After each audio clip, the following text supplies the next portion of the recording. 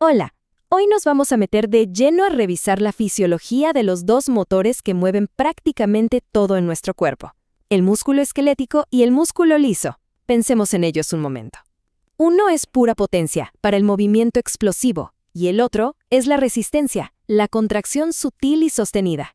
Y aunque ambos son músculos, su funcionamiento a nivel molecular es súper diferente. Vamos a desglosar eso para entenderlo bien. La ruta de hoy es bastante clara.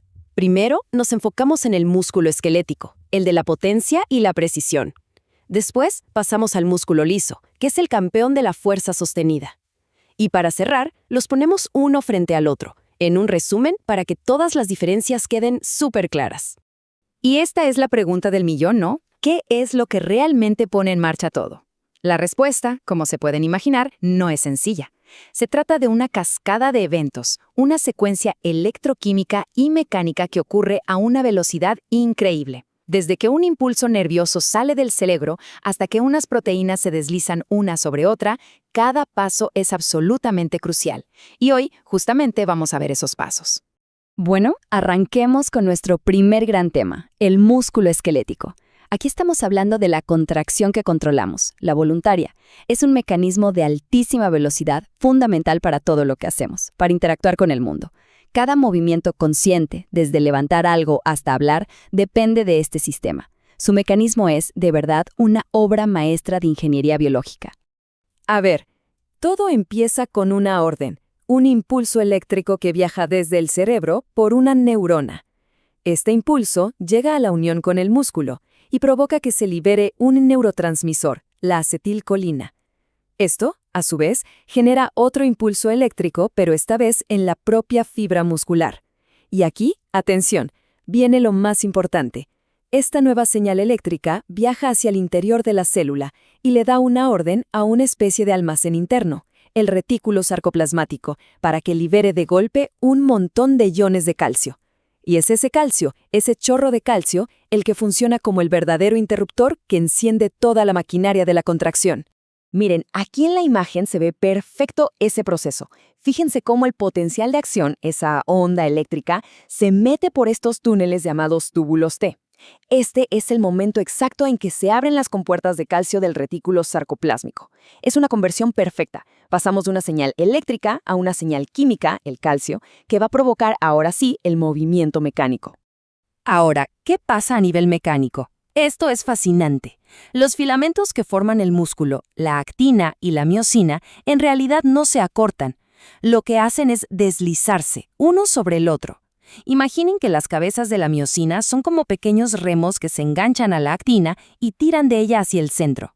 La suma de millones de estos pequeños tirones en todas las unidades, los sarcómeros, es lo que genera la fuerza que vemos y sentimos. Entonces, ¿cómo es que el calcio controla a este deslizamiento? Bueno, el secreto está en una proteína, la troponina. Pensemos en ella como un guardia de seguridad sensible al calcio. Cuando el músculo está en reposo, la troponina, junto con otra proteína llamada tropomiosina, está bloqueando los puntos de anclaje en la actina. Pero, en cuanto llega esa ola de calcio, este se une a la troponina y esta cambia de forma. Al hacerlo, mueve a la tropomiosina como si le dijera «apártate», dejando los sitios de unión libres para que las cabezas de miosina, los remos, puedan engancharse y empezar a tirar.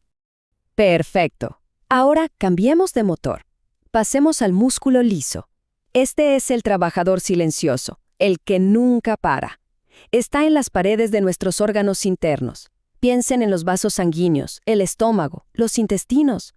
Sus contracciones son lentas, muy sostenidas y, lo más importante, son involuntarias.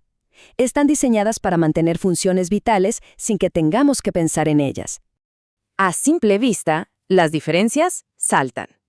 El músculo esquelético, si lo vemos en un microscopio, tiene unas bandas, unas estrías, porque sus fibras están súper organizadas en sarcómeros.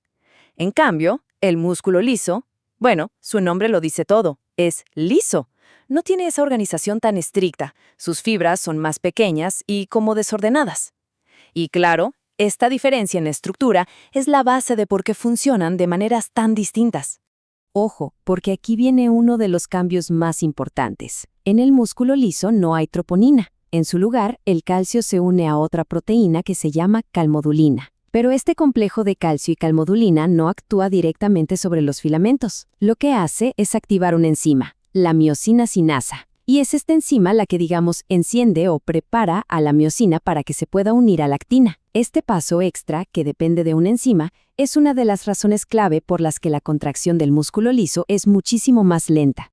Y otra diferencia brutal es su versatilidad, o sea, la cantidad de cosas que pueden hacer que se contraiga. El músculo esquelético responde casi exclusivamente a esa señal nerviosa que vimos.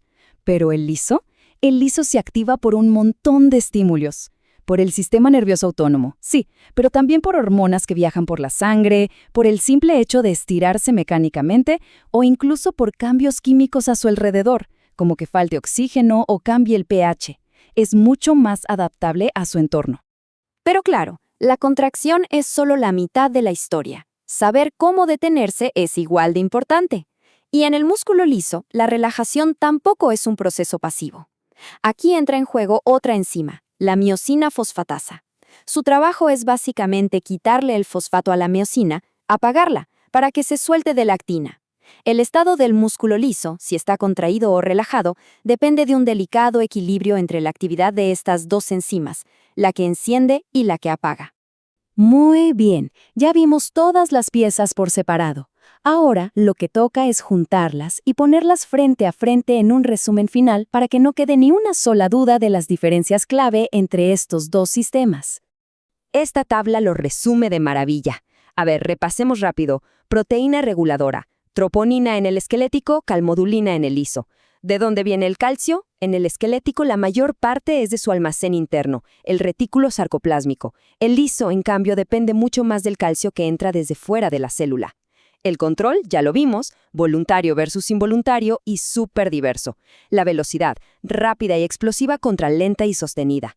Y un último punto clave, la energía. El músculo liso es muchísimo más eficiente. Gasta muy poco ATP para mantener contracciones larguísimas, algo vital para las funciones que realiza sin parar. Y para terminar, una pregunta para conectar toda esta fisiología básica con el mundo real, con la práctica clínica. Precisamente porque sus mecanismos de acción son tan distintos, es que se pueden diseñar fármacos que actúen de forma súper específica en un tipo de músculo y no en el otro. Por ejemplo, se pueden crear medicamentos que bloqueen los canales por donde entra el calcio de afuera. Esto afectará mucho al músculo liso de los vasos sanguíneos, haciendo que se relajen y baje la presión arterial. Pero casi no afectará al músculo esquelético, que usa su propio calcio.